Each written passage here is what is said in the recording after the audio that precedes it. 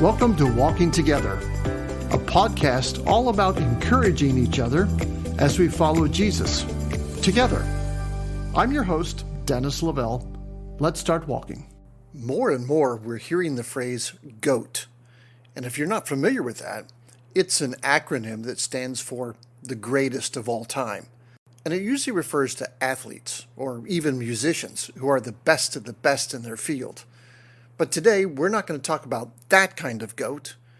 We're talking about a genuine, bona fide animal called a goat. And in Genesis 38, one of Jacob's sons, Judah, decides to marry a Canaanite woman. Now, God had told them not to intermarry with the Canaanites, but Judah really didn't seem to care. So he married.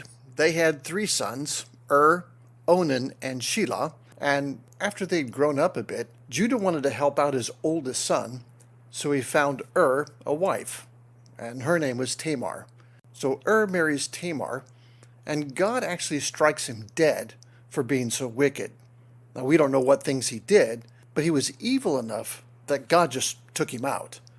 And the custom in those days was that when the older brother died, and he didn't have any children, the younger brother was obliged to marry the brother's wife to keep his family line going.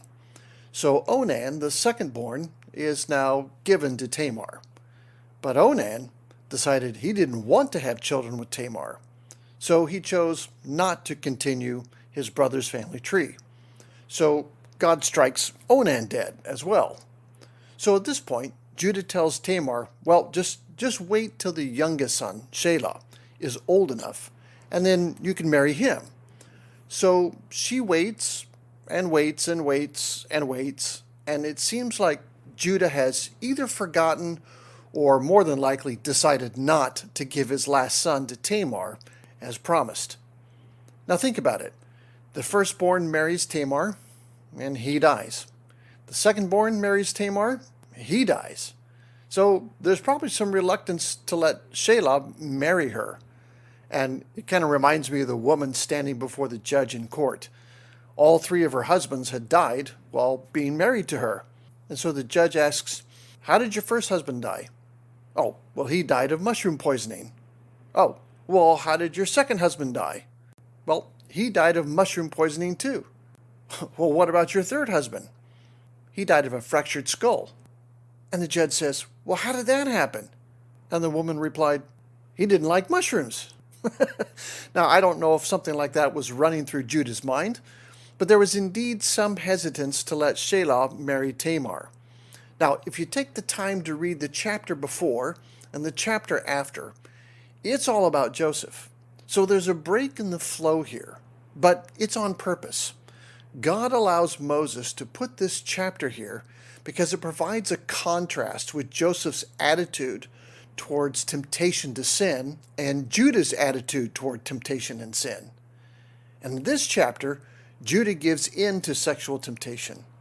But in the next chapter, Joseph is faced with the same temptation, and he handles it in a godly way. And the more we read, we see how unlike Judah was to his brother Joseph. And this whole idea and attitude that it was okay to marry an unbelieving, pagan, idol-worshiping woman was passed down to their children, Onan, and I'm sure Shelah. And in the meantime, Judah's wife dies. And he does what all men do when they want to grieve the loss of their wife. He went sheep shearing with his friend Hira. Now, that doesn't seem very appealing to me, but hey, that's what he chose to do. And once Tamar realized that Judah was not going to keep his promise, she decided to take things into her own hands. So she makes a plan to get pregnant by her father-in-law. She was going to unlawfully get what should have been lawfully hers. And Tamar thinks, okay, if the family line is not going to be preserved by the thirdborn, then it will be preserved by the only other living relative, her father-in-law. And so what does she do? She dresses up as a prostitute. He sees her and thinks, sure, why not? After all, my wife is dead. And so he makes a deal with her, and they agree on a young goat as payment. But Tamar wanted collateral, so Judah gave her his customized ring and staff. So the deal is done. The deed is done. Judah then sends his sheep-shearing friend Hira to go give her the goat, but she's nowhere to be found. No one knows who or where this prostitute is that he's looking for. And time passes. Words get back to Judah that his daughter-in-law is pregnant. Obviously, someone other than his third son is the father, and he is furious. So they bring her in front of a public assembly, ready to stone her.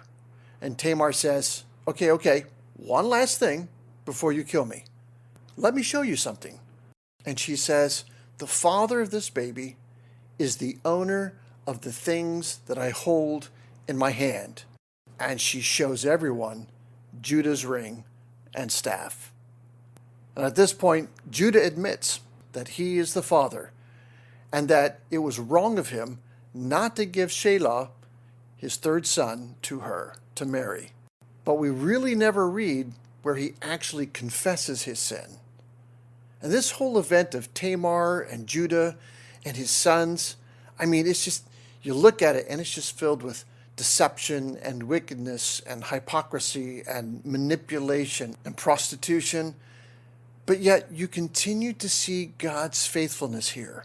Despite all the ways these people were unfaithful to God, he remained faithful to his promise to their family.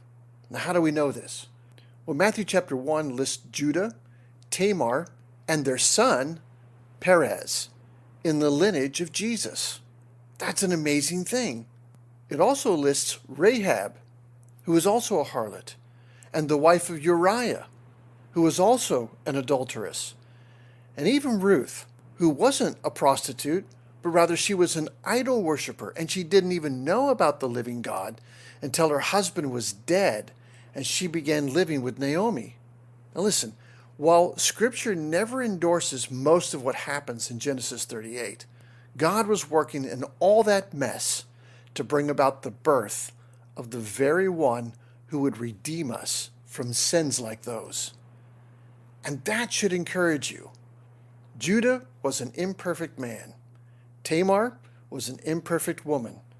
And we don't know a lot about their son, Perez, but it all goes to show us that when we are unfaithful, he will continue to be faithful to every promise that he's made.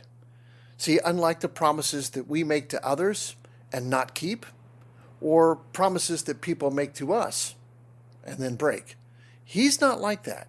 He's a promise keeper. And because of that, we have hope every single day. So don't get ahead of God. Don't do any backdoor deals. Wait on his timing. A goat isn't worth it. A house isn't worth it. Ruining your marriage isn't worth it. Nothing is worth it. Don't get ahead of God. He'll keep his promises. Our job is to remain patient and trust him. Well, thanks for joining in today. If you haven't already, please subscribe to the podcast. That way you don't have to go find us. We come to you. Free delivery. We'll see you next time.